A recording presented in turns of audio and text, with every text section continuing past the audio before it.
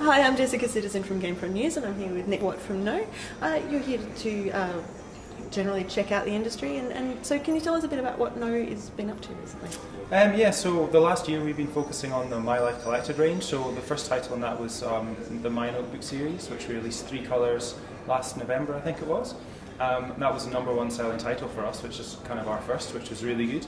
And that kind of really helped build up our coffers so that we could start to develop more ambitious titles. So for the remaining part of the year, we focused on My Postcards and My Diary, which to round out the My Life Collected range. And then in the meantime, we've also been working on probably our most ambitious title to date, which is Spirit Hunters Inc. And it's an augmented reality game, and that has required quite a lot of technology and for us to research quite a lot of difficult components of the DSi, really making use of the camera, and we're using a lot of the 3D engine and systems as well. So a lot of the groundwork we put down on the initial My Life Collected titles has really helped pave the way for this one. Can you tell, just in case people aren't familiar with this, can you tell us a little bit more about Spirit Hunters specifically as a game?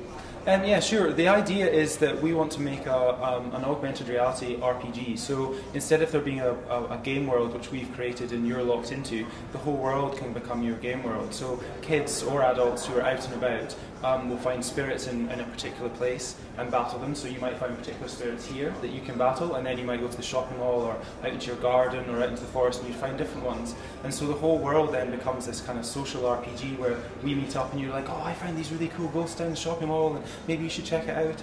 And that's kind of the whole the idea, and a little bit of collection. So you've got about 100, 120 different spirits in the game, and you're trying to collect them, level up, unlock new abilities, and that's the main basis of it, really. So it's augmented reality, obviously using the camera and the DSi. Do you have any intentions of perhaps developing it for the 3DS?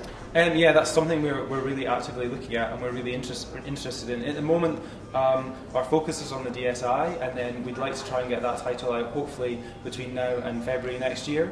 We're kind of looking at it as maybe being a swan song for the DS or the DSi, and then with the 3DS, I think they've announced it's coming out in March just recently.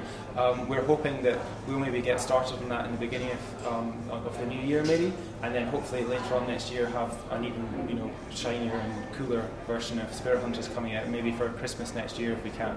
Would be the goal. So obviously you're developing stuff for DSiWare and WiiWare as well. Do you think that that's a good way for independent developers to get started rather than any other, just stumbling around by themselves?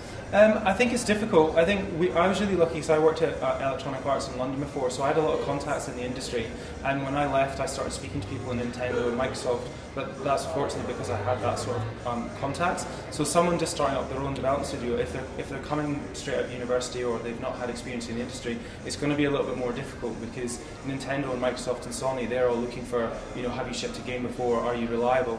Whereas with the iPhone, I think the iPhone's probably quite a good place to start cutting your teeth. It's hard because there's an awful lot of stuff out there, so you really have to go for something quite unique. But yeah, I think that unfortunately the 3DS and the DSi and WiiWare is just a little bit more tricky just for anyone to get on board. So we've been really lucky in that space. Would you consider porting Spirit Hunters or even the My Notebook stuff to the iPhone? I've not sold the My Life Collected range. I don't know how well it would suit because you've already got diary applications and there's quite a lot of postcard applications on there. So it worked really well on the DS because basically no one else is doing it. And we were really blown away by how successful the notebooks were and how popular they've been. And a lot of people were asking for new colours and things, which we sort of satisfied this year, which is really good. Spirit Hunters I think is a different one. I think that could work really well. I'm still not 100% convinced by the business model on the iPhone. So for us to sell, I mean it's quite a complex title, to sell that for 99 cents would be quite difficult.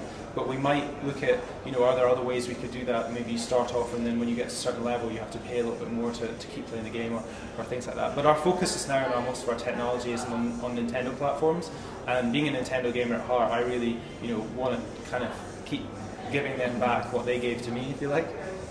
Excellent, thank you very much for your time. Thank you.